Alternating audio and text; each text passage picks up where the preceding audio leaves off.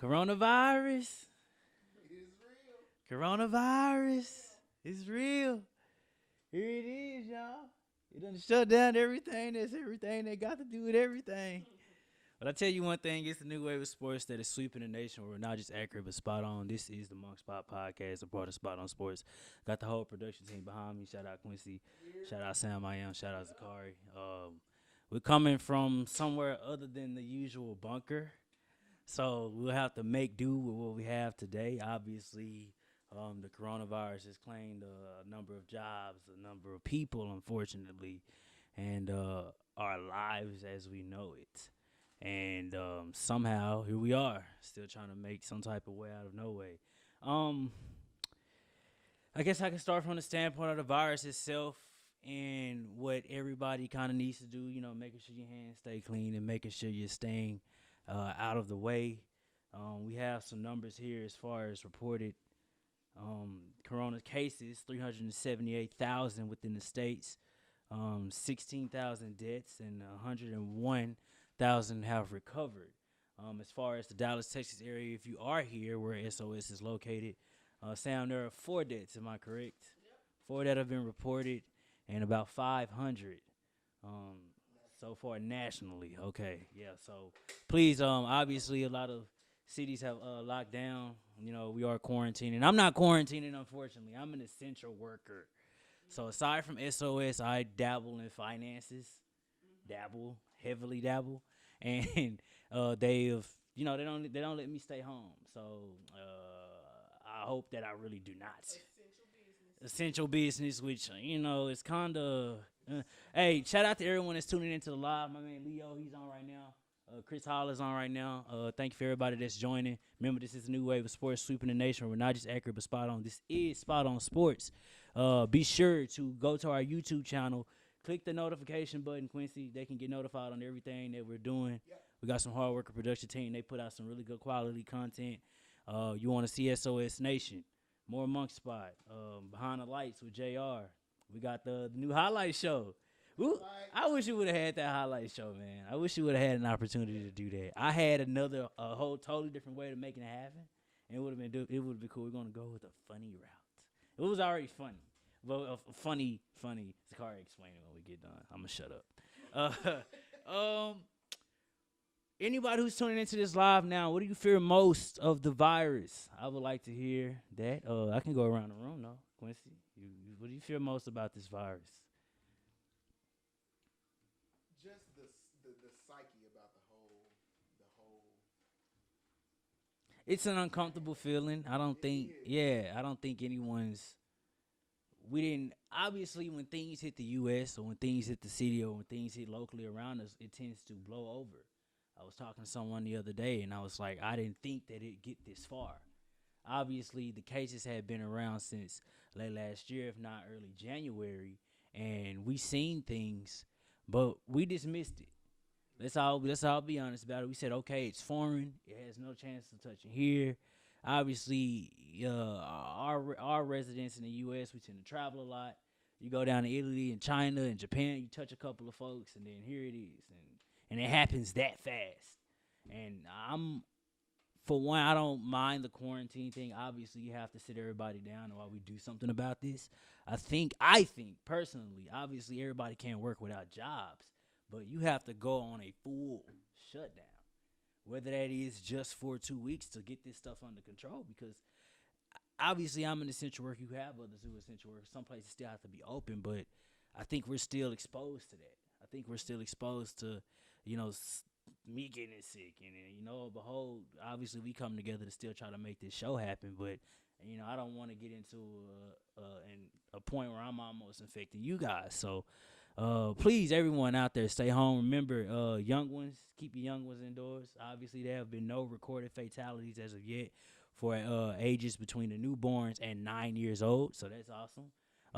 The older generation, unfortunately, our grandparents are more susceptible to this virus due to weak immune system. So please, everyone, we ask that you do stay out of the way and stay healthy and keep your hands clean and keep some hand sanitizer. For sure. Sam, what concerns you most about this coronavirus? Catching it. Nah. symptoms. Mm-hmm. It's like you cool one day, next day you like, whoa. It's real. What's It's going real. on? Like, really catching it. I just can't. It's like they make you conscious of stuff that you just touch and touch your face. Like, you know, you touch everything and then like your nose itchy, you just scratch your nose. And Right. you're like, did I just inhale the virus? I don't know. Right. Zakari, what concerns you most about this coronavirus? The thing is, you know me, bro. I know you, man. I know you, I man. don't get psyched out about a lot of stuff. I understand. I understand. I think my biggest concern is just the outcome, like the outcome once it ends. Mm. Like the situation a lot of people gonna be in, like just financially. Right. I'm not even worried about the sickness, like you know what I'm saying. Like I ain't psyched that, like the news and stuff don't psych me about that type of stuff. It's just like if people, been doing, what they needed to do before all this happened, you know what I'm saying, keeping themselves clean and stuff, like, you know what I'm saying? Regular That's not, hygiene. yeah, regular hygiene. Mm-hmm. You don't got nothing to worry about. It's just now they're doing so much to stop people's lives financially, and that's the biggest thing for me. Is like, bro, how a lot of people will come out of this. Well, it has let us know of the world as a whole's true color, right? The government's true color. I think Sam hit on it. People's awareness. It has let us know where that is and how much people just go about their business without so much as really relating to their own personal hygiene.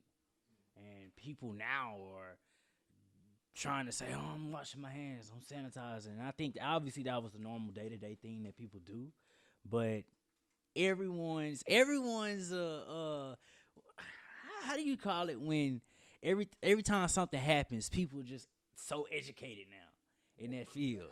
Just you woke, your hype beast, Whatever like is popping now, someone's what needs to be known, you're on that. now you on that. Hey, what is that? What is that? And I see that all the time, and it's so apparent on social media. It could be a virus. Everybody's doctors now. Financial literacy. Now everyone's accountants. Like where is all of this at when times are just subtle? When it's everyday life and people aren't, no one's sharing these things with anybody until something breaks out that we can't control. And now all of a sudden, everybody was on top of it. Everybody knew. Everyone been washing their hands, but somebody said, y'all ain't washing y'all hands. Somebody's lying.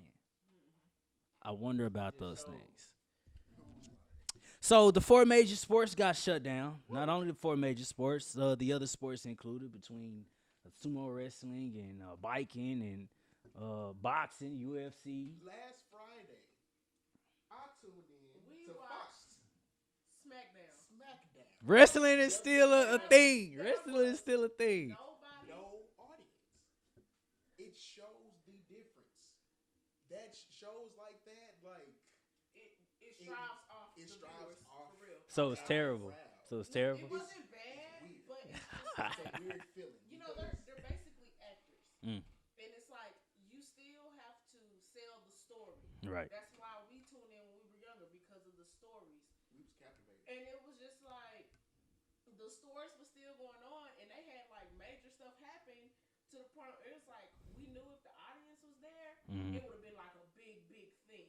But since the audience wasn't there, it was just like, oh, dang, You hear that's them crazy. talking, we hear the refs talking. Oh yeah, that Well, that's how it. Basically watching. It's like watching them trying to practice. Yeah, practice. I mean, well, that's Rehearsal. exactly how the NBA games were gonna be, Yeah. and they actually played a game. I think I want to say the Golden State Warriors played a game with no fans in the stadium, but that's where, and honestly, when sports returns, that's what it's gonna be. They're not gonna bring the fans right back. We're gonna see. Let's say that the Lord makes a way, and obviously all this stuff is cleared up by April, which is April now. So let me not say that. But let's say the middle of April comes, or 3 weeks to a month from now, and it's cleared up. When the NBA returns, they're going to try to finish the playoffs. It's going to be played with no fans. When their finals come around, they might try to, all right, let's try to open the doors and let some people up in here. Because they're not losing off on that type of money. But that's what it's going to be dealing with as far as this virus is concerned. obviously the four major sports are monitoring this heavily. Four Lakers just got they tested positive for it. There's been how many NBA players now? Seven. Yeah. 7 NBA players total. Kevin Durant, the best player in the NBA, the best player in the NBA, has coronavirus. Okay. Now, the four Lakers have not been named. But what did I tell y'all in the group chat? LeBron ain't gonna. He can't. What? No. LeBron, he's gonna go ahead and tell the world what's going on. They do not to pay him to have it. Charles Barkley ain't got it. He tested negative. Which is great. Which is really great. Obviously, other celebrities had it, like Tom Hanks. There was Idris Elba. His wife just tested. There was another NBA player recently that did come out and say he tested. Sean Payton, head coach of the New Orleans Saints. I did not know that though. Yeah, Sean Payton. Sean Payton does have coronavirus. One of the coaches for a soccer team. I did see that. It was general manager. The general. Yeah. I think. Yeah, he was general manager. He was a general manager. He caught the virus as well. It's spreading. It's spreading. No one knows how to contain it. There was an old saying that the nation can defend against everything else except for a virus attack. Obviously, we got the chemical warfare to deal with anything except something that you can't see. So the best thing to do is just stay in. I fear for the nation as a whole. Obviously, the loss of money and families that really need it. And here is one thing I will say, and this is for everybody who's watching on this live right now. So stay with me while I'm explaining this. Read up and research things surrounding this virus. Each time something drops, read up and research on Trump and the checks that they're supposed to be giving out and why the Democrats have voted not to put that out yet. Research these things. Don't rely. Obviously, we're all on social media every day. Do not rely on filtered stories, filtered news outlets. That stuff trickles down by the time it hits Facebook. By the time it hits Twitter, it's went through, I guarantee you, 5 other sites before someone else got this story and then said, this is what it is. So I know a lot of people in the business, a lot of news heads out here. I trust you guys, obviously, to do the right things when people need to be informed of what's going on. So, this even goes for myself to be up on what's happening. So, while we're out of sports for seemingly the next month, free agency happened.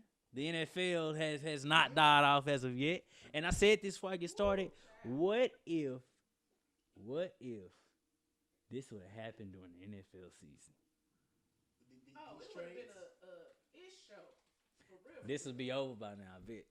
Oh yeah. I bet you this would be over by now if this would have happened during the NFL season. But it was a dangerous thought that came up in my head, and I was like, wow, that's a scary thing if that happens. We move on to one of the few things that you can talk about today. It is NFL free agency. A lot of things happen. A lot of questionable things happen. A lot of reasonable things happen, but questionable nonetheless. The first thing, as soon as free agency broke open, DeAndre Hopkins was traded to the Arizona Cardinals for a Snickers bar and a pack of Energizer batteries. What are you doing? That's what happened. That was your best player. What happened? I'm pulling a story from the Oregon Live, the NFL free agency 2020 10 winners and losers. I'll go down the list. Winner, the Arizona Cardinals. Week 1 of free agency saw Tom Brady leaving the New England Patriots and signing with the Tampa Bay Buccaneers. The Houston Texans traded DeAndre Hopkins, and Phillip Rivers joined the Indianapolis Colts. There were plenty of fireworks making the first week arguably the most consequential free agency period in recent memory. As the dust begins to settle, here's 10 winners and losers from week 1. Obviously, the biggest winner is the Arizona Cardinals, acquiring wide receiver DeAndre Hopkins from Houston and uploading the bloated contract of declining running back David Johnson on the Texans. Was straight robbery. Now second-year quarterback Kyler Murray has Hopkins and the ageless Larry Fitzgerald as his wideouts. Obviously, the biggest losers here was the Houston Texans. Bill O'Brien's case for giving up DeAndre Hopkins was that too many of his baby mamas was showing up to practice. Drama. He pulled them aside in the office, and then he began to bring up another player that we all knew. Someone but take a guess. Aaron Hernandez. Yes, that back when Bill O'Brien was I'm dead, man. right was coaching the New England Patriots. Of course, he coached Aaron Hernandez. I want to say Bill was the offensive coordinator at the time. He brought up and said when he said Hopkins down, he said the last time I had to do this was to Aaron Hernandez, and obviously that rubbed DeAndre Hopkins the wrong way, and that ensued in a trade, which he was giving up for a fourth round draft pick in David Johnson. So not the best not the best move there. Bill O'Brien isn't very good at his general manager stuff. He traded his best player, Hopkins, to the Cardinals for virtually nothing. Excuse me, it was a second round pick in the NFL draft. The Texans should have gotten more for the best wideout in the NFL. The Minnesota Vikings received 4 draft picks, including 3 in 2020, in exchange for trading Stephon Diggs to Buffalo. So that did happen. Tom Bizzle. Yeah. Can we not? Yeah, y'all know what it is. We ain't talking about LeBron James. We talking about Tom Brady. 6 rings. Then when you go 11 times, you don't leave 3-8. You leave 8-3. That's Tom. Right. Now I'm being a hater, but this is Why what not I just, think. retire? Cause I'm still winning, and until I stop winning, I ain't gonna retire. That's how you do But that. the Buccaneers, They have a squad. They do have a squad. He left. He left the only team that played him during his that he played for during his 20-year career. A team that built the dynasty, but it was no secret the Patriots were on the downside of that dynasty. Brady and Coach Bill Belichick weren't always on the same page. Obviously, a couple of years ago, the relationship between them began to sour. Many of you may have to remember that Jimmy Garoppolo was supposed to be the successor to the throne when Tom Brady won his last Super Bowl, or lost to the Philadelphia Eagles, if I'm correct. Robert Kraft then stepped in and I advocated to keep Brady, and they traded off Jimmy G to the San Francisco 49ers, who then appeared in the Super Bowl last year after 2 years of him being there. Now Brady joins a team with far better talent on offense, including arguably the best wide receiver duo in the league, Mike Evans and Chris Godwin, and a catch-in Bruce Arians, the quarterback whisperer, to maximize Brady's skill set. Do I like the Tampa Bay trade?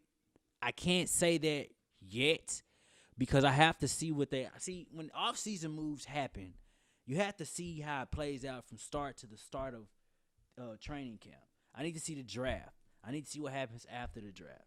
I need to see what they're going to do on defense because they're porous. You need to be able to defend Tom Brady against a defense that is the New Orleans Saints. Can his offense keep up with what the Falcons can do? Who just got Todd Gurley, and I'll discuss that in a little bit. I'm sorry, it's Falcons. Carolina, obviously they have situations with Cam Newton, but they're a young team that's not really bad. So there's questions regarding that too. The losers, New England Patriots, they lost Hall of Fame player and arguably the greatest quarterback in NFL history. Their roster, Cal Van Noy, Duran Harmon, Jamie Collins, etc., were looted by rival teams. They don't have a clear replacement for Brady. Jarrett Stidham, based on limited game experience, isn't going to be the guy. The Patriots do have available quarterbacks: Jameis Winston, Cam. Oh, Cam, that's me. Andy Dalton, and Jacoby Brissett to choose from. This will be a challenging season as Bill Belichick has ever faced. Can the greatest coach in history lead his? right? Ooh.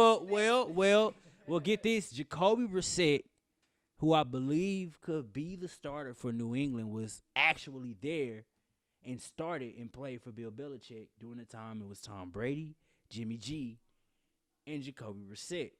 Tom Brady went down, Jimmy G then went down, and Jacoby Brissett started until Jimmy G got back. So Jacoby Brissett is probably the one who knows his offense the best. But is he the best guy talent-wise? No. We don't know, but we say that because we see one Cam Newton on here. How healthy is Cam? Cam's obviously had a lot of lower body issues. He had a back issue. These are the questions that we have to ask ourselves when we say, is Cam Newton going to be the guy for New England, even though it sounds like it's the best name that's out there. Jameis Winston, senior 30 for 30, who got LASIK eye surgery just so that he can see the Patriots. He can see the Tampa Bay Buccaneers sign Tom Brady. He is there. He's talented. He shows flashes, but I don't know if that's good enough. And maybe he's the type of guy that needs to go on the Belichick Yeah. because Belichick can coach the. He can train. I'm not, and obviously Belichick's a no nonsense type of guy. And I'm not saying that Jameis Winston is a playful quarterback, but I believe with the talent upside of 30 touchdowns can be mitigated. Let's bring that number down to 11, somewhere around 8, somewhere that's manageable. Not, I'm showing no fear. I'm just gonna throw the ball all over the place, and right, and he wins games. He can win games, and I think that's just fine.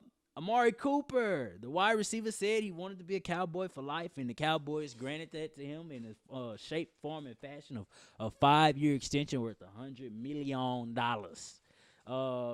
He actually accepted less money from the Cowboys. Washington offered him a larger contract, $22 million. But obviously, with the questions and concerns that Washington has at quarterback, Amari knows he had a better chance in Dallas, and he made the right call. Maybe catching passes from quarterback Dak Prescott presumably was more appealing than snagging balls from Washington's second-year quarterback in the making, Dwayne Haskins. But would he? Because we still don't know what's going on with that. You don't know who the quarterback's going to be, and that's the He can sit out. exactly. And the thing is, $22 million, $20 million. Well, it would have made Amari close to the highest paid receiver. I want to say Julio Jones is getting 22 and a half. And obviously, Michael Thomas is getting over $20 million as well. So, obviously, yeah, it's the climate. And the thing would have been is in the end, would have been worth it despite getting $22 million. And I said this before. Eventually, players have to draw the line between really wanting to win and the money itself. I myself, obviously, if I was in the league, I'd like to get the nice contract, but I wouldn't drag myself through the mud for the money alone. I didn't bust my butt and do all these things to get to the NFL to not be close to winning a ring. And that's just one of the deals when I think Amari Cooper, obviously, he chose the better team. He chose a guy he's used to in Dak Prescott, and he chose a culture he's familiar with now. So that's good for him. Loser free agent wide receivers. While Cooper got his contract and money, there were every wide receiver still waiting to sign a deal. Wide receivers such as New York Jets, Robbie Anderson, Tampa Bay's Rashad Perriman, and Emmanuel Sanders. He actually just got signed to the New Orleans Saints. They were available. The biggest issue for free agent wideouts is a strong class of wide receivers that will be available in the upcoming draft. Jerry Jeudy, CeeDee Lamb, Devin Duvernay from Texas. All of these guys are out there and waiting to be drafted. The winner, the Tampa Bay Buccaneers, regardless of whether Tom Brady and the Buccaneers succeed or fail, they are finally relevant and will be must-see TV. Oh, yeah. Oh, yeah. The loser, Jameis Winston, as quarterback one for the Tampa Bay Buccaneers, was jeopardy after he threw 30 interceptions in 2019. Now the Buccaneers have Tom Brady. Goodbye, Jameis. What's worse, there aren't many quarterback jobs, starting or backup, available. But I do believe Jameis Winston will make a solid backup for somebody. I think, obviously, a lot of these quarterbacks' names may be waiting by the time the training camp actually starts. These, guys go down, and they need to be replaced. So I think that's definitely one of the things to look at.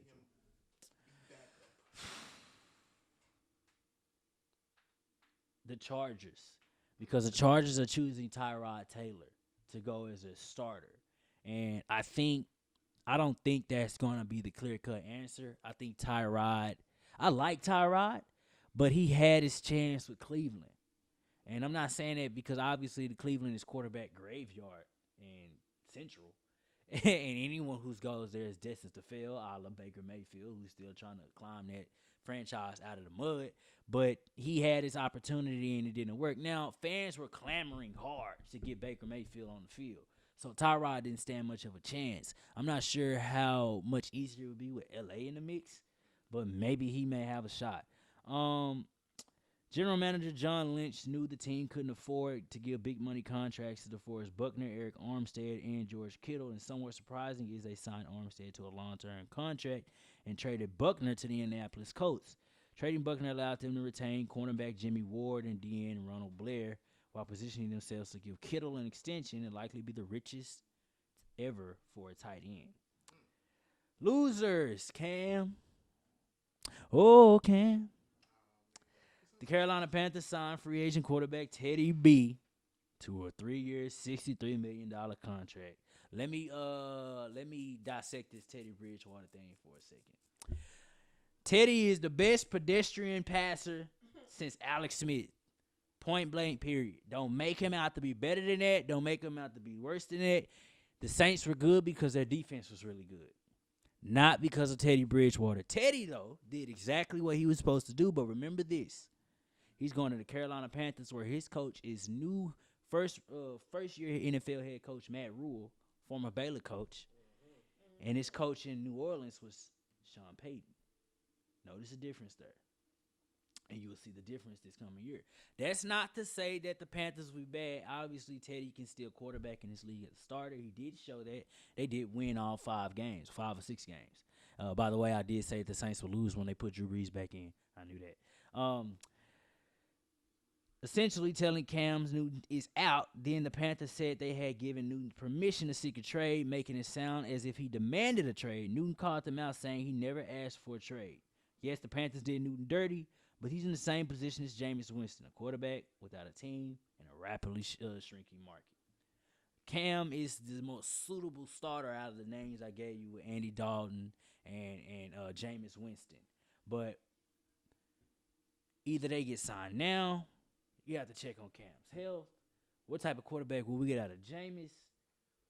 What the hell is Andy Dalton? And those, the red-headed rifle, is he even any good?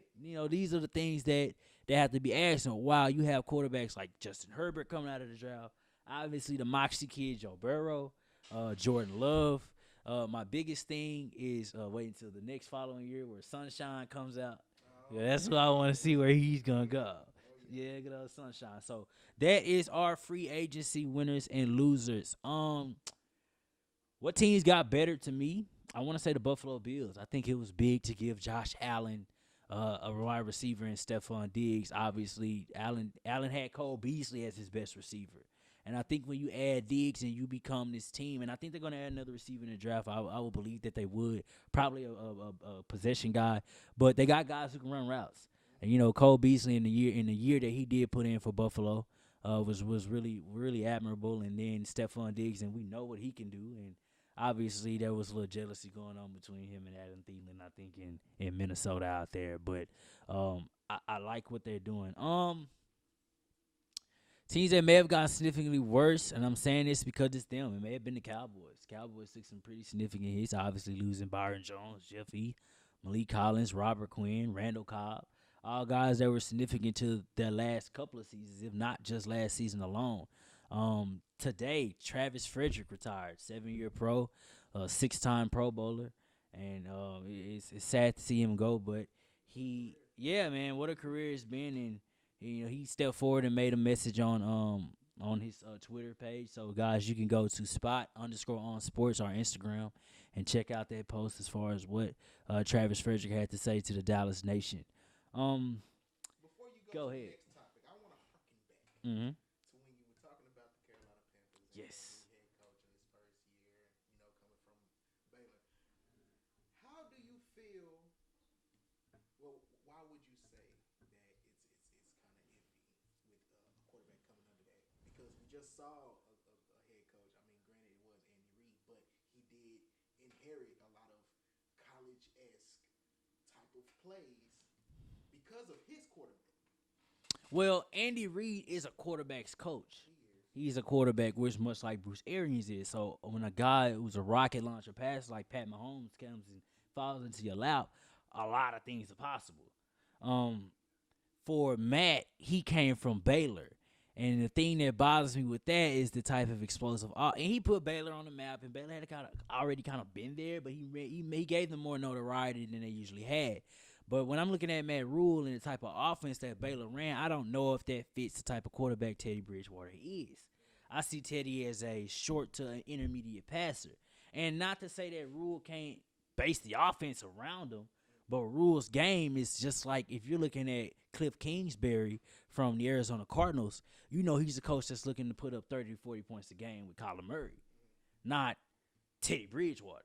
Right. But because of the news that we just got, Mhm. was it today or yesterday, the Panthers also just picked up PJ Walker. I did not get to that. I'm glad you brought that up. Houston That's why I was Roughnecks asking, guy. because Well, that's their new reality. Teddy's making $63 million.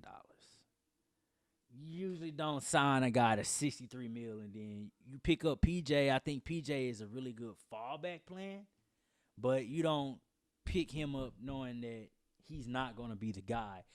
PJ had a really good season in the little stint that the XFL did have, but yeah, I don't know if that translates to the NFL that quickly. And obviously the game is the game, but the speed of the game is faster in the league than it will be in the XFL. I mean, this is XFL's first year, but shout out PJ Walker though, man. He did well. He did he did well. He really played very well and yeah, so you know we hope to do that. USA Today, day 12 without sports. Virtual sports are better than no sports. Whether we like it or not, Sunday may have given us a glimpse into the future of televised sports. CBS showed a classic March Madness games over the weekend to help viewers get their basketball Jones. But as great as their games were, we already knew the outcomes. The real drama we feel from sports comes from not knowing who wins. One reason it's such a huge deal when the Boston Red Sox or the Chicago Cubs finally won the World Series was because they both had gone so long without doing it. So how is it possible to fill the void without actual games?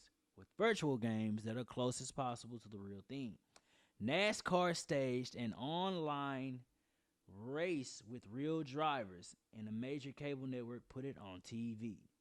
Formula One did the same with the action stream live on TV and several social media channels. The NBA season continues unabated through the NBA 2K simulations, but one of the basketball players still forward on Twitter and said 2K is trash, so that's why you can't simulate the games. And later this week, on what was supposed to be opening day for Major League Baseball, we'll see the entire schedule played out on the Stratomatic baseball game. It's not the real thing, of course, but it's pretty close. And right now, it's the best we've got. So these what is this, like Plan B sports moves that's going on? It's terrible there because, and here's the biggest thing is that you take away from this is it's the same thing we're looking at the coronavirus in America. No one planned for this. There was no plan in case sports shut down. There was no plan in case Trump steps out today and says the U.S. can't afford to do a total shutdown. That lets you know where we are. No one's prepared for this. Now, obviously, no one thinks to prepare for this. But I won't let sports or sports franchises as a whole get a bypass on this. The NFL is excluded because it's the offseason. But there probably should have been stipulations in place just in case something shut down. I mean, us with Spout on Sports, and we're working on things right now to ensure that we can keep giving you guys amazing content, that we can keep doing a lot of special things. But even we have to make contingency plans in the event we shut down. Obviously, we were the ones affected by something with the coronavirus, shut down Geek Leaks, so it kind of shuts down SOS. And then we say, well, okay, we'll try to ease out a podcast or something to try to suffice for showing some type of content. And again, this is Monk Spot Podcast as part of Spot on Sports. We thank everyone who is tuning in. Be sure to share this video. Be sure to share this out. Let everyone kind of see, get some type of sports talk at least. Man, you know me, man. You got to. At least get some type, man. But shout out to the whole entire team. Obviously, they're inside their own bunkers individually, make sure they stay safe. But we gonna work on when this stuff. We gonna work on. We got a lot of good stuff coming. All right. Anybody got anything else? No, I'm just thinking about what you were saying with coronavirus. Like, nobody planned for it. No one planned, man. It's unfortunate for players who are getting traded, i.e. Cam Newton, because even if he does get picked up by someone, they can't evaluate him to see exactly what's wrong with him because the facilities are closed. Mm-hmm. So it's very unfortunate, and it's impacting people, I think, in more ways than anticipated, even if there was something that would happen to this scale? The Atlantic Journal Constitution, they put out an article saying, uh, not to be crass, but when might sports return? Confession: if you're reading this, you probably watch more sports than I do. When it comes to TV, I'm selective. A documentary with the Detroit Red Wings rushing 5 watched 20 seconds of an NHL regular season game since the Thrashers. Um, the final minutes of Illinois' comeback win over Arizona in 2005 Elite Eight, Tom Brady's comeback victory in the Super Bowl over Seattle, and the 3 hours of the Premier League's best goals of the season dating to 2014. So, how long will it be till sports is back? As we know, everything involving a ball or a puck or any form of racing is on hold. In our world, much of life is on hold. We can't know where the coronavirus will lead. 12 days ago, would you have believed there'd be no NCAA tournament? And we have no idea how long it will take to return to any resemblance of normalcy. But let's take a guess that much of these United States will remain in stay-home mode or something approximating it until June. The Kentucky Derby is now scheduled for the first Saturday in October. The Masters could be played in October. Euro 2020, the biggest soccer tournament outside the World Cup, will be held in 2021. The Tokyo Olympics, which everyone is really seeing what's going to happen, keeps postponing an announcement of postponement. But that seems a fate accompli. Immense as they are, those events aren't seasons. Seasons are more difficult to rearrange. Deputy Commissioner Bill Dady told NHL.com last week that the NHL had played enough of its regular season games, more than 80%, to constitute integrity. That suggests hockey will move on to playoff mode shortly, if not immediately after the resumption. The NBA regular season stopped at a similar place, assuming the playoffs start in June and the usual 16 playoff teams work best of sevens all the way through. They might not be done till August. The NBA is great at many things, but it's terrible at streamlining. If that happens, we could permanently reset the NBA calendar in the way that the Hawks CEO Steve Koonin recently proposed at a Sloan Sports Atlantic Analytic Conference starting December and in August. MLB halted midway through spring training if and when the teams reconvene, as thought that they will require at least 2 weeks to re-ready themselves. That could push opening day within sight of the 4th of July.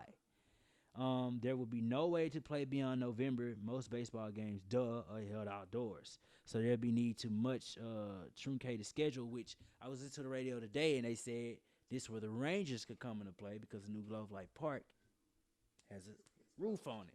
So they could do something where they say, well, how about the teams come and play in Dallas for exactly for a neutral site. Say 100 games as opposed to 162. Would that produce a fair result? Maybe not. But in 1981, MLB added a layer to its playoffs in an effort to salvage the strike season. Here's the awesome thing about all of this. We don't assume that the coronavirus will last into the summer. We hope that it's gone by at least June, if not next freaking month. It's supposed to get worse in the next 3 weeks. They say what's going on in Italy may be dragging down here. So, that'll be a whole horse with another color. But let's look at the bright side of this. Let's say sports all returns around the same time. August. We get baseball, backdoor by hockey, backdoor by the finalization of the NBA, which will lead into the beginning portion of the NFL. And we will not be without sports for 7 days that week. Every day we'll probably have a major sports game. And I think that's something well worth looking into. Yeah, exactly. The NFL. Obviously, they're not saying anything right now. The draft is kind of iffy, but I think they may have another way of doing it, and I'll get into that hopefully if there is a next time. It'll be virtual. Everybody will be at their own. They're gonna draw like papers out of it. WrestleMania 20, I thought WrestleMania was canceled. definitely not. WrestleMania is not canceled. Regular show. McMahon said I gotta cancel the XFL, but damn it, I ain't canceling the And then WrestleMania. it's gonna be a 2-day WrestleMania. First in history, WrestleMania is gonna be for 2 days, and it's gonna be. Is that gonna be without fans? In It might be. Oh But God, then it's you gonna be Because of what's going forget. on? terrible. You forget.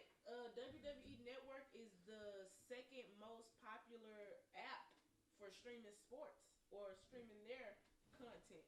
It's like high up there in the ranks. So A lot of you know people what I'm watching. saying? If they don't have any, they're gonna have people watching, and what they might do, they may give you like Disney Plus did. I'll give you a free trial just so you can watch WrestleMania. That way, we're still getting our numbers in, And I and think then that's that an might get awesome us get. idea. I think that's a way. Obviously, WrestleMania is something that, well, it's usually an outdoor event.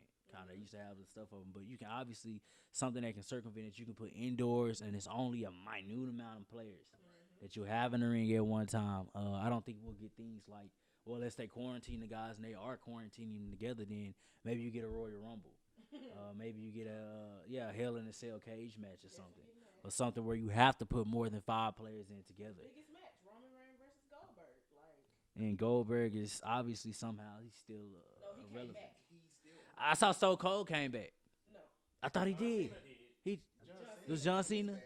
Yeah. Yeah, They John they showed Cena's him on back. TV.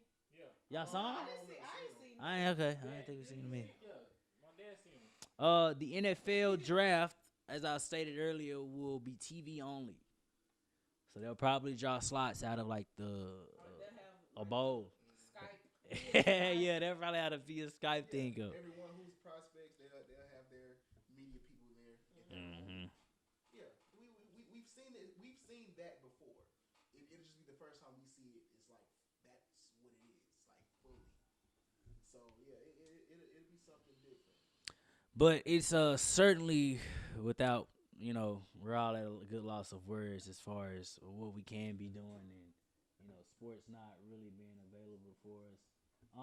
I'm about to get off this live right now. We're about to have Jonathan Davis call in to give his sports take. I know I did not pre-warn you, this is Sakari, but we're just gonna make it work, so don't worry about it. Um, you want me to? All right, hold on. This is what we gonna do. It's okay. Give me. Pause. We're gonna take a pause. We just call him on your phone. Nah, I still gotta get a mic to Ah, okay. take a quick pause. Well, okay, guys.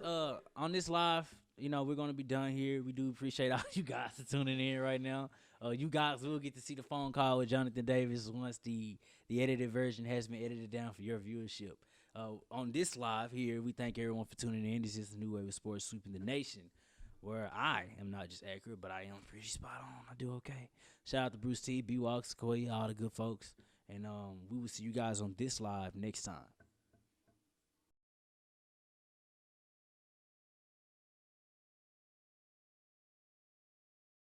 On the phone right now, I have Jonathan Davis with Caesar's Corner. It's on speaker. Yeah, with Caesar's Corner. John, what's going on, man? We appreciate you joining us in these terrible times right now, dog. Hey, yeah, definitely terrible times in the middle of a pandemic, but I'm glad you're still giving them spot on sport, giving them something to hold on to. And I'm just glad that Caesar's Corner can be along for the ride. Just tell me really quick, what was your reaction when it was finalized that there will be no sports for the foreseeable future? Well, I was actually personally affected, or I was financially affected by the sports pandemic. I had 2 tickets to the Rockets game on Saturday, this Oh past Saturday, no. to see my beloved Chicago Bulls come down and lose by 20 to the Houston Rockets. So, yeah, I mean, so those tickets are in limbo. But I mean, just being a sports fan, I never thought I would have to deal with something like this. Just globally from a worldview, but especially sports, man. It's definitely been tough. It's just something that I couldn't have imagined, and I think we're all feeling it. And the crazy part is, it's relatively fresh. It's only been about 2 weeks or less If without not sports. less, right? As we get into it, and you know, thank the Lord for NFL free agency and the draft. Otherwise, we really wouldn't have anything to cover. So, I mean, man, I just, got to take it a day at a time. And, as time goes on, it's only going to get harder and harder, man. And hopefully, sports will return as soon as possible. And hopefully, this doesn't affect the NFL season, because if this affects the NFL season, Oh my God. it's gonna kill me slowly. Oh Our my brother's gonna God! kill me slowly. Don't we? I just spoke about that earlier, John. I don't think we could talk about preposterous things such as that because we hope that by August that this mess, at least September, when the regular season starts, that this mess is somehow gone. And speaking of the NFL, John, it's been a memorable free agency nonetheless. If not that, the first thing that happens is that Bill O'Brien trades DeAndre Hopkins to the Arizona Cardinals for a squeegee and a mop bucket. Your thoughts on that? Well, I mean, I just think that the trade didn't make much sense, period, no matter how you looked at it. You have a receiver who's been first team All Pro for the last 3 years. He's 27 years old. Arguably, if not the best receiver in football. And so to trade him, we've had a history of wide receivers being traded for first round picks. Amari Cooper, Brandon Cooks twice, Stephon Diggs right after DeAndre Right. Hopkins got traded. And Stephon Diggs went for 4 picks. Four. He went for 2 picks and a running back. So I think the trade was just egregious from all fronts. I think it's egregious that they traded DeAndre Hopkins because he wanted a new contract. I think getting DeAndre Hopkins at $12 and $13 million a year is a huge bargain, and he deserves to be paid. If Julio Jones is making 22 and Michael Thomas is making 20 and Amari Cooper is making 20, then DeAndre Hopkins deserves every bit of 20. And obviously they didn't want to re-up his contract. I think that had a lot to do with them having to pay Larry B. Tunsil and Deshaun Watson coming up. But I mean, even if that's the case, and you feel like you had to trade DeAndre Hopkins and you can't pay him, then you need to get a decent haul for him. Getting a second, a fourth, and an overpaid running back on a horrible contract who lost his job to Kenyon Drake Right. and Chase Edmonds last year. I mean, it's just utterly ridiculous. It's malpractice. It's negligent. And the fact that Bill O'Brien still has a job today says a lot about Bob McNair and the Texans organization. It's just a horrible trade. It didn't make sense financially because you're paying David Johnson what you would have paid DeAndre Hopkins. Right. Probably way less production. It doesn't make sense business-wise, financial-wise, roster-wise. I mean, I don't understand the And John, I want to speak on the story behind this story, which is the meeting that happened between Bill O'Brien and DeAndre Hopkins, where Bill O'Brien insulted him regarding the mothers of his children, as well as comparing him to Aaron Hernandez, the late Aaron Hernandez. So that's, I mean, those things were said by Michael Irvin. DeAndre Hopkins did come out and say this is being blown out of proportion. He has the utmost respect for Bill O'Brien. Maybe that was just damage control. Maybe that's just him trying to move forward and not have to deal with it and bring drama to a new team. But I think those comments, if they were made, I think they were utterly unacceptable. You could even argue that they had racial undertones.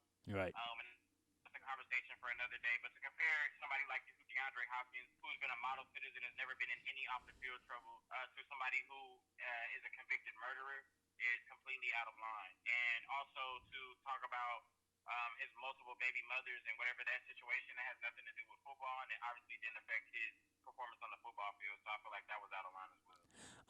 John, for the first time in 20 years, TB12, Tom Bizzle, Tom Brady, one of the greatest quarterbacks to presumably ever throw the pigskin, is now with another team. He signed a 2-year deal for $50 million with the Tampa Bay Buccaneers and takes over for Jameis Winston and will be paired with the quarterback whisperer Bruce Arians. Can Tom Brady get it done in the NFC South? I definitely think he can get it done. A lot of people, when I'm talking to people, they're like, oh, it's the Buccaneers. You got to realize this was a 7-9 team last year. 7-9 team.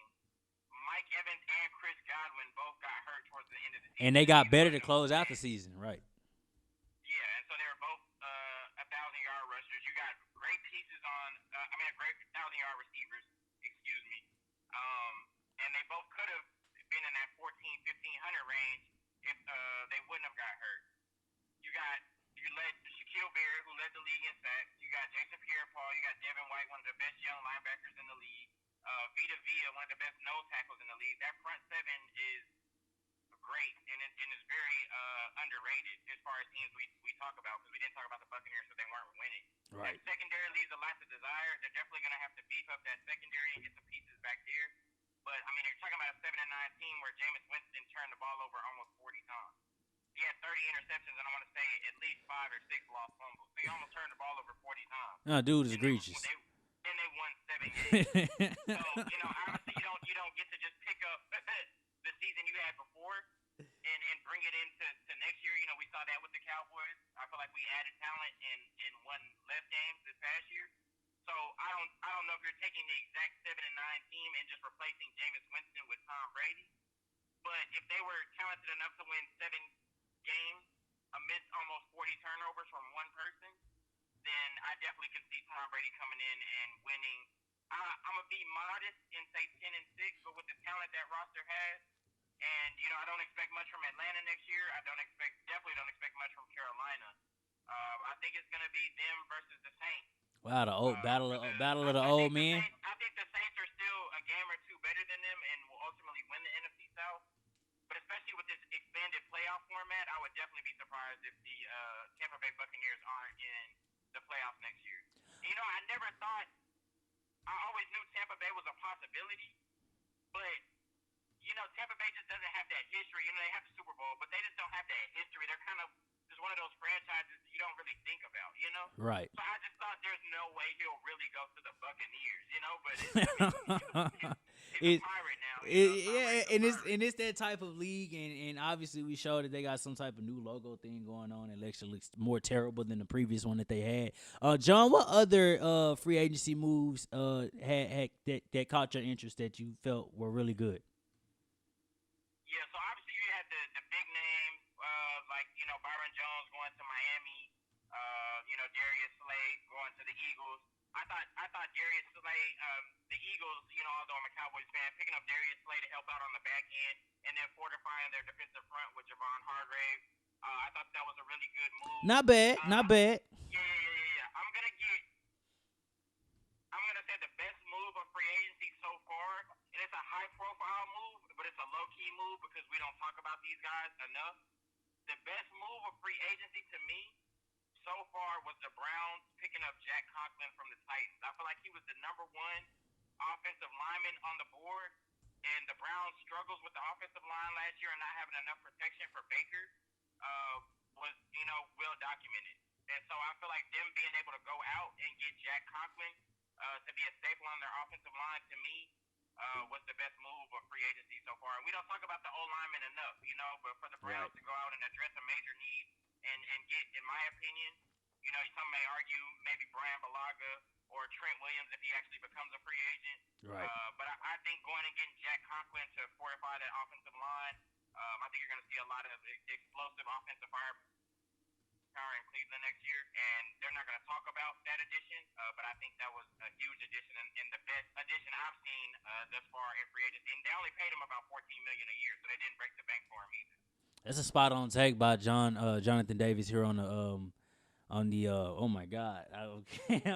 John, I ain't disrespect you, man. Caesar's Corner, man, here on the Monk Spot Podcast. Jesus Christ, it's been a long day. John, speaking of linemen going under the radar, obviously we had the breaking news of one of the Cowboys centers, Travis Frederick, who has retired after 7 seasons following the gruesome neck surgery that he had to have, and only playing to about 85% of his usual self and still making a Pro Bowl. Before we get to that, let's get to the free agency part where we were regarding the Cowboys losing out on a bevy of players, but they made some nice moves. They have one that's pending right now.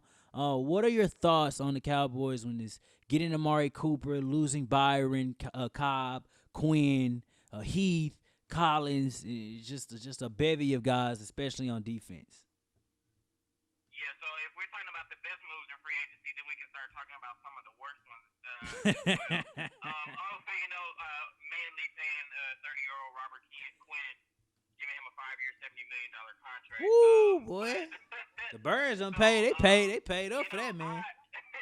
But, you know, we always know that, the Cowboys like to take a hard line on free agents, and they have their price no matter what, no matter how much they value you. I think that they've been slow. But if Cowboys fan, you know that the Cowboys are typically slow in free agency. But I do think, I found out today that the Cowboys have about 24 million in cap space. I think that might be about closer to 17, 18 if they haven't factored in all the deals yet. But we still have enough money to get another couple quality starters and maybe a rotational piece. I am happy with the additions they've made. I think they finally invested into the safety position with Clinton Dix. I saw for Pro Football Focus, if you took his coverage grades over the last 2 years, it would have been the highest of any safety on the Cowboys roster. So I mean, I think that's big right there. Also, the same with Gerald McCoy, he would have been one of our highest graded linemen over the last couple of years. I think that's crazy that you can just go out and pick that up for free agency, but I still love my Cowboys. I love the Jones family. I just think that there's still a lot of moves to be made. I think you kind of have that big rush of free agency where the big name deals come out, and then now is where you find that value. You know what I'm saying? Where you get those value picks. I think getting Clinton Dix for $4 million on a $4 million contract was a steal. I think he's going to come in and fortify that back end right away, playing next to Xavier Woods. Where the Gerald McCoy, getting him for $6 million a year is good value. We're yet to see what the production looks like on the field. I think we could have kept Malik Collins, but it looks like we're going to fortify that deep tackle spot. Possibly Dontari Poe. Snack Harrison. I know they're looking at some other people. So I mean, right now my only concerns are who we're going to put in the slot. The slot receiver. I know we're looking at another edge rusher. I don't know if that's going to be Randy Gregory. If he's ultimately reinstated or somebody else. And then somebody else to fortify that corner spot eventually as well. But excuse me, I'm sorry. But overall, I'm happy with the moves that the Cowboys have made. I know that they'll continue to make moves to fortify the roster, and I'm glad that they didn't pay the people that I wanted them to keep. Obviously we knew Byron Jones was leaving just from everything that we read. Yeah, they knew they'd get outbid. But we didn't have $14 million annually for Robert Quinn. We definitely didn't have $9 million annually for Randall Cobb. Imagine a world where Randall Cobb is getting paid more than Emmanuel. I think no, John. I think Randall Cobb deserved the contract he got because he and Quinn coming in were on those prove-it deals with the seasons they had. Obviously, Cobb was coming off injury. Quinn was coming off a low year with the Dolphins, I want to say. And those guys raised their level of production, obviously being with a good team like the Cowboys. I think the Bears overpaid. I will say that. But I don't mind. Obviously, what the Texans did is unforgivable. But I don't mind a 3-year, $27 million for a guy who we clearly know, when healthy, is pretty good with Randall Cobb. Yeah, he is. But I think when you get up in that $9 to $10 million range, you're looking for more than a slot receiver. $18 million guaranteed. Over the next 3 years for Randall Cobb, who hasn't had 900 yards in a season since 2014. You're paying him like a high end. I saw today you're paying him like a high end number 2. Right. And I just think that's an overpay. And then the thing with Robert Quinn, I can justify that because if that was his going price, that was his going price. And we know that pass rusher is probably the second most important position behind quarterback. Indeed. Quarterback, left tackle, and edge rusher are the most important positions in the league, and he plays a premium position. He's coming off an 11.5 sack season where he missed 2 games. So you're looking at it and you can say, well, if he didn't miss 2 games, he could have had 13, 14 sacks potentially. So I understand that one more than the Randall Cobb one, just because he plays a premium position. I just don't know if we can expect Robert Quinn to ever have 11.5 sacks again. And because I'm a Cowboys fan, I'm gonna hope that he never has 11.5 sacks again. John, obviously. He's signed on the dotted line, though, so it don't matter now. It don't matter now. Obviously, we pay homage to the work that Travis Frederick has done anchoring that Cowboys offensive line. Highly unexpected, but we can never shun a player that calls it quits and decides to keep his health intact. So I am not mad at in any other source, but obviously a huge blow to the Cowboys coming into the season where they thought they'd have their line intact. Where do they go after the retirement of Travis Frederick? Yeah, so we lost Su'a-Filo. Yeah. But we did re-sign Joe Looney. Some people were saying maybe the Cowboys kind of had a feeling this would happen, and that's why they made re-signing Joe Looney a priority. So it looks like Joe Looney is going to be your starting center, pending something happening in the draft. Or Connor McGovern. Connor McGovern started 14 games this season. The reason I say Joe Looney, I think they're going to rotate at that spot, or say Joe Looney is because when it happened unexpectedly, Joe Looney stepped in He and did. started all He year, did. and we were a playoff team that year. And I think, reading Travis Frederick's post, he was able to play last year. I think he made the Pro Bowl more off of name recognition than actual play Right. last year, just being an O lineman because you don't really have stats to go off of. But I think, he said he's like, I played well, but I didn't play up to my usual standard. And I think you even saw that on the film last year. A lot of times where Zeke couldn't get going, it was because, Travis Frederick and Connor Williams were getting manhandled, specifically up front. And if you want an example of that, go watch that Vikings game, that Vikings-Cowboys game. Yeah, we got whooped in the Specifically trenches, at the end of the man. game where they tried to give Ezekiel Elliott the ball to get 2 yards on second down and third down. You want to know the reason why Ezekiel Elliott couldn't get 2 yards? Just pay attention to Travis Frederick and Connor Williams up front. But with that being said, he's been a consummate professional, one of the best O-linemen in the league during his time as a Dallas Cowboy. Forever grateful. Obviously, health is the priority of the utmost importance, and he feels like his life after football is more important than trying to go out there and put on for the Dallas Cowboys. So I respect it wholeheartedly. I appreciate his contributions to my favorite team since he's been in the league for 7 years. And I mean, he will be dearly missed, and hopefully Joe Looney can come in and be serviceable next year. I think he will be, and then we can start, moving forward, find that center of the future. But it is tough just knowing that, we've had this kind of star-studded offensive line, and they are still star-studded with, Lyle Collins, Right. Zach Martin, And Tyron and Smith. but I just kind of feel like we've been robbed because, since 2018 when he was dealing with the syndrome, and then he came back last year, but he wasn't, kind of full. I mean, he wasn't the same Travis Frederick. He's only 29 years old. I just feel like this is another career like Andrew Luck, Patrick. Yeah, Willis, that ended way too early. It just ended way too And early. even though he's an O lineman, so it's not gonna feel the same. Like you're not gonna really miss him from the game. It still sucks to see a player who was on a Hall of Fame trajectory leave the game at 29 years old. Once again, this is Jonathan Davis on the Caesars Corner here on the Monk Spot Podcast, a part of Spot on Sports. John, before we let you go, man, we heard you cough a little bit earlier, dog. Me and Zakari, we had to look at each other. You all right out there? Yeah, man. That's the thing. It's a pandemic going on in the middle of allergy season. I just had some spicy crawfish. They said you can't even cough now without an explanation. So here's my explanation. I just had some spicy crawfish earlier. The sinuses a little out of whack. I'm in the car talking, Caesars Corner, Spot on Sports. Blasting on 60. It's a little cold in here. I'm a member of Alpha Phi Alpha. I'm ice cold. So damn it, I got the right to sneeze and cough. I love it, John. I love. Over here, we just ice cold. Me and Zakari will never. We We will never insult you again just because he had to give us his whole background, his title, and everything. Y'all, this is Jonathan Davis, my man on Caesars Corner. John, look, this is real, man. You stay safe out there, man. Stay out the way. Stay clean. I'm not sure what your quarantine conditions are really like right now, but we do hope that you remain healthy through this pandemic, man. And obviously, we will have you on again fairly soon. Thank you to everybody that's listening. Thank you to all the staff at Spot on Sports. Shout out my boy Zakari. He was in the background. And like I said, thank you to all that's listening. I know it's tough times right now. It's a pandemic. It's not really too much new sports news.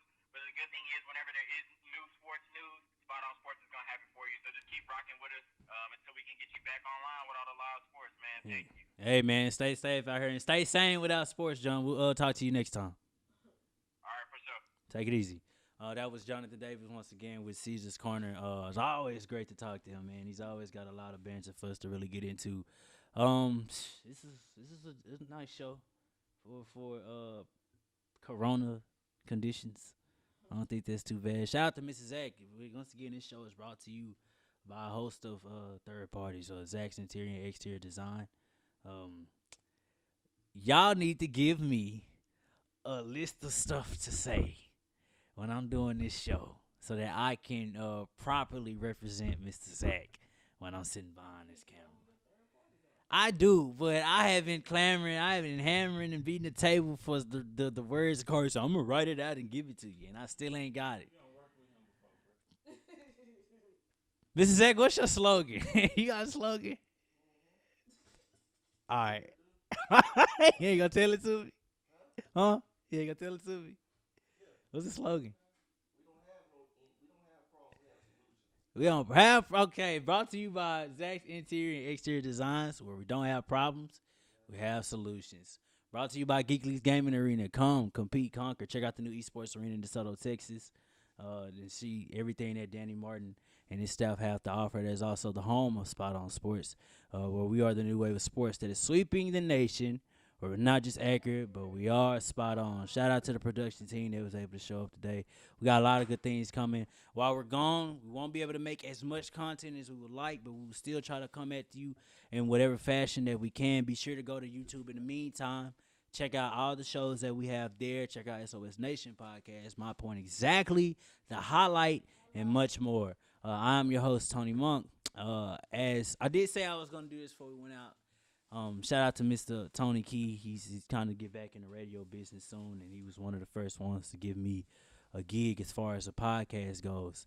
And he would always end the show with the same thing every time after his contemporary jazz show. Now, faith is being sure what we hope for and evidence of what we do not see. I am Tony Monk, and we will see you guys next time.